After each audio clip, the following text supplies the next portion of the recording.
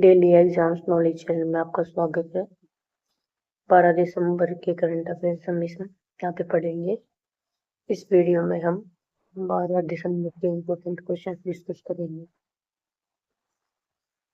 Recently which app was launched by union minister of जल शक्ति?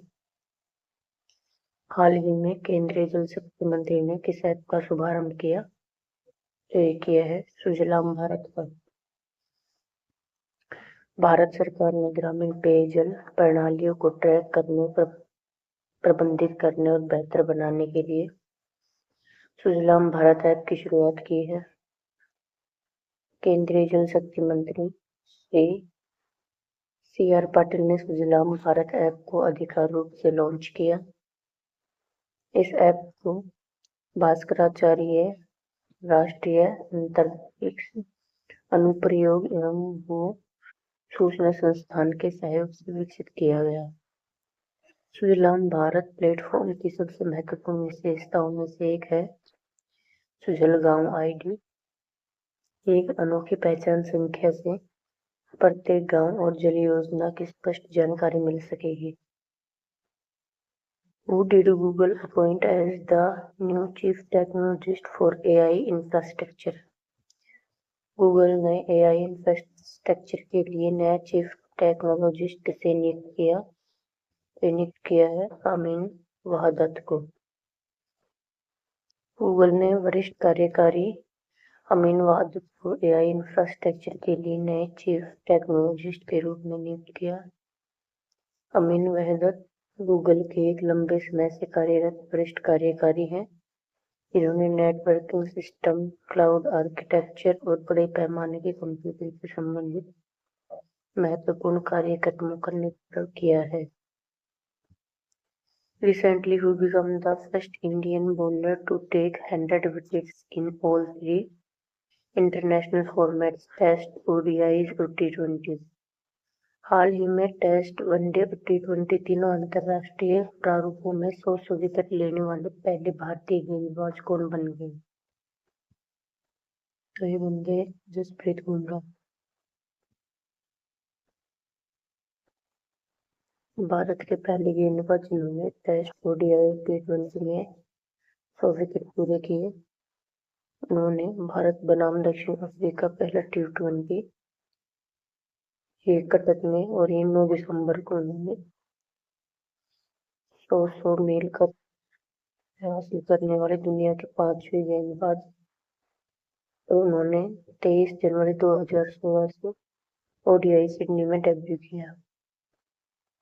Recently, which disease received approval for the first AI tool to accelerate its detection? हाल ही में किस बीमारी का पता लगाने में तेजी के लिए पहले AI टूल की मंजूरी दी गई? तो यह है लीवर की बीमारी का। FDA ने एमनेस को मंजूरी दी, जो दवा प्रशिक्षणों में फैटी लीवर बीमारी का आकलन करने वाला पहला AI टूल है।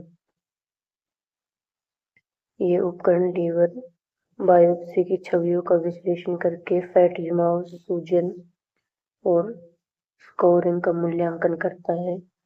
एमएस के उपचार के विकसित करने की प्रक्रिया को तेज करने में मदद करेगा।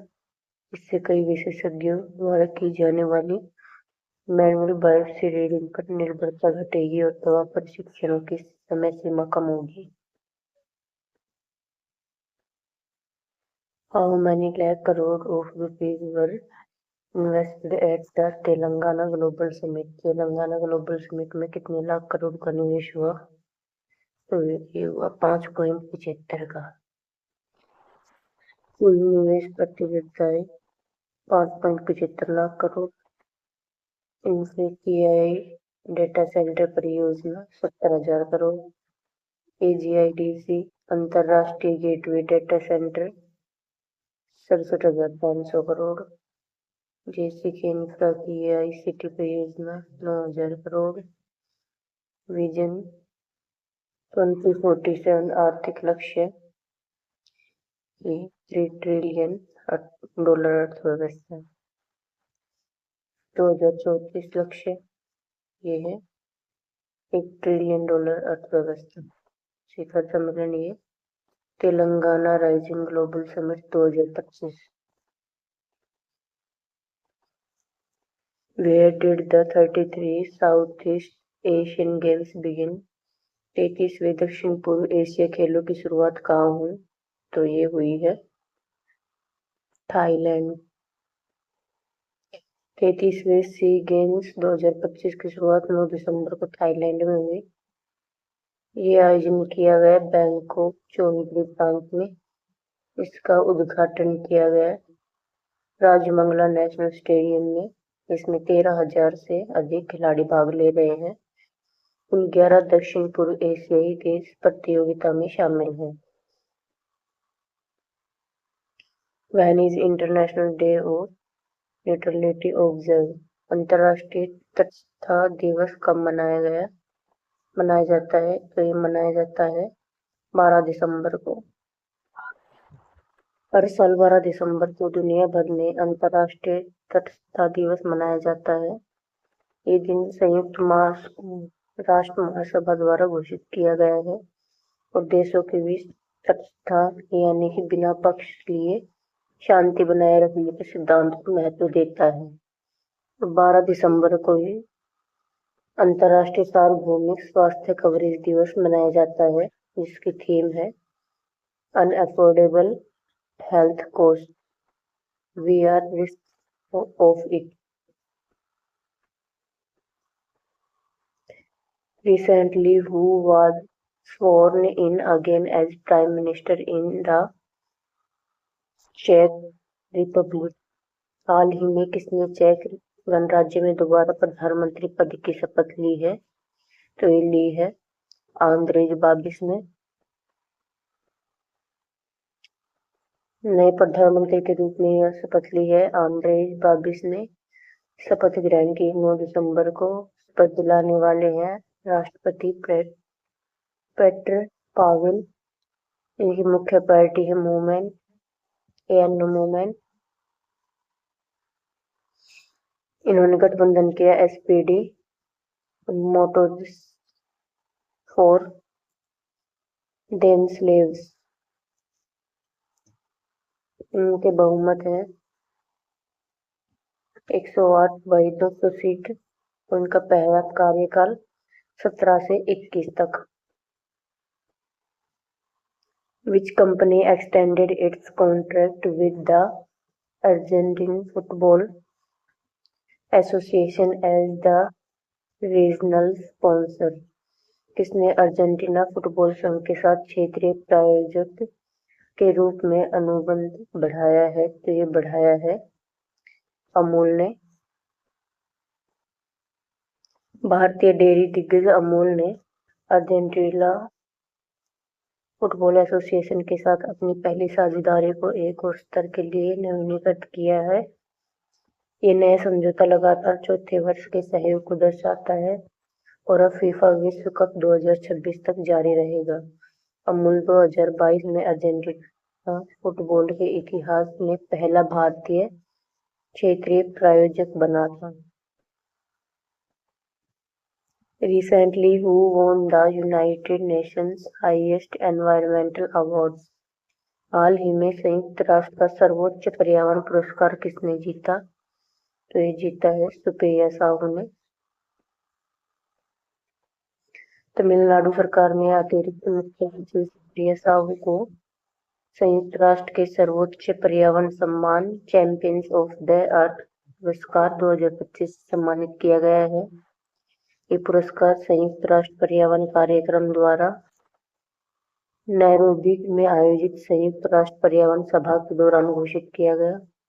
उन्हें यह सम्मान टिकाऊ शीतलन, पारिस्थितिक तंत्र पुनर्स्थापन और जलवायु अनुकूलन के क्षेत्र में अग्रणी योगदान के लिए दिया गया।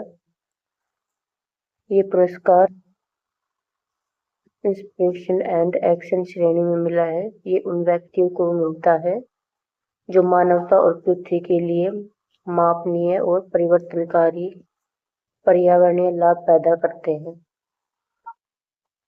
Recently, whom did BMW appoint as its new CEO? हाल ही में BMW ने किसको नया CEO नियुक्त किया है?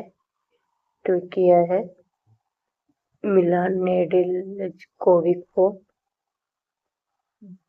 लंबे समय से कार्यरत CEO ओलिवर जिप्सी की जगह मिलान नेडेलकोविक को नया मुख्य कार्यकारी अधिकारी नियुक्त किया गया है। नेडेलकोविक 14 मई अगले वर्ष आधिकारिक रूप से पदभार संभालेंगे और उनका कार्यकाल 2031 तक चलेगा। Recently, with whom did Gati Shakti University sign a new memorandum of understanding? हाल ही में गति शक्ति विश्वविद्यालय ने किसके साथ एक नया समझौता ज्ञापन किया है? तो ये किया है अमेजन के साथ।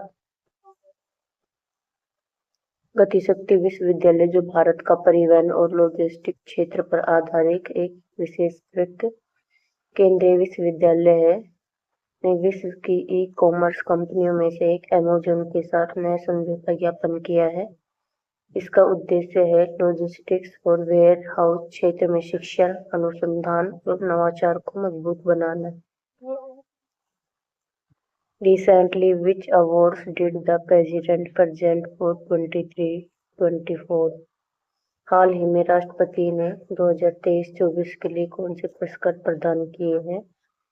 तो ये किए हैं गुरु और राष्ट्रीय हस्तशिल्प पुरस्कार।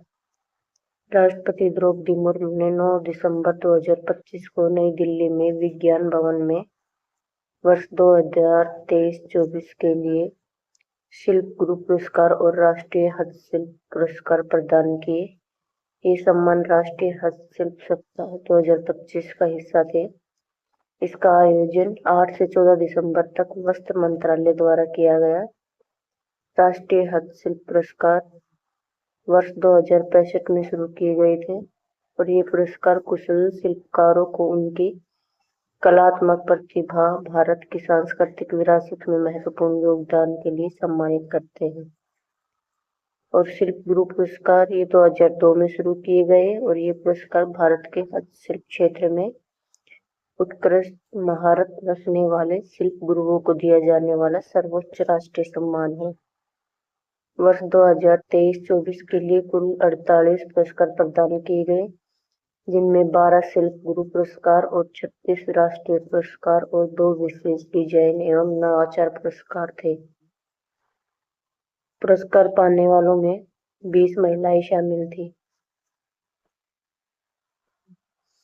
Recently, which country will host the Commonwealth Kho-Kho Championship for the first time? हाल ही में पहली बार कॉमनवेल्थ खो खो चैंपियनशिप की मेजबानी कौन करेगा? तो ये करेगा भारत। भारत 9 से 14 मार्च 2026 तक पहली बार कॉमनवेल्थ खो खो चैंपियनशिप की मेजबानी करेगा। एशिया, यूरोप, अफ्रीका, ओसेनिया और अमेरिका सहित कॉमनवेल्थ में 24 से भी अधिक देश इस चैंपियनशिप में भाग लेंगे। कॉमनवेल्थ 56 देशों स्वतंत्र देशों का संगठन है, जिसकी जनसंख्या लगभग 2.7 अरब है। इस वर्ष नई दिल्ली में आयोजन पहले खो खो वर्ल्ड कप के बाद चैंपियनशिप खो खो का अगला प्रमुख वैश्विक कार्यक्रम मानी जा रही है। वर्ल्ड कप 23 देशों में हिस्सा लिया था, जिसमें 20 पुरुष और 19 महिलाएं टीम थी। 2026 चैंपियन में 16 पुरुष टीम और 16 महिला टीम एक साथ मुकाबला होगा इनका। विच स्टेट लॉन्च्ड मिशन पुनरुत्थान ड्यूरिंग द वाटरशेड फेस्टिवल 2025? किस राज्य वाटरशेड महोत्सव 2025 के दौरान मिशन पुनरुत्थान लॉन्च किया गया? तो ये किया गया नागालैंड। केंद्र सरकार ने कोहिमा स्थित नागा सॉलिडेरिटी पार्क में स्टेट लेवल वाटरशेड महोत्सव 2025 और मिशन वाटरशेड पुनरुत्थान की शुरुआत की, जिसका उद्देश्य है प्राकृतिक जल स्रोतों की सुरक्षा, मिट्टी के स्वास्थ्य में सुधार और ग्रामीण समुदायों को बेहतर जल प्रबंधन के लिए सक्षम बनाना। नागालैंड प्रधानमंत्री कृषि सिंचाई योजना के तहत प्रगति हासिल की है। राज्य में 14 वाटरशेड परियोजनाएं स्वीकृत की गई। 140 करोड़ की मंजूरी, जिसमें 80 करोड़ जारी किए गए। 555 जल संग्रहण संरचनाओं की मरम्मत और सुदृढ़ीकरण किया गया। 120 प्राकृतिक झरनों को पुनर्जीवित किया गया और 6500 से अधिक किसानों को लाभ हुआ।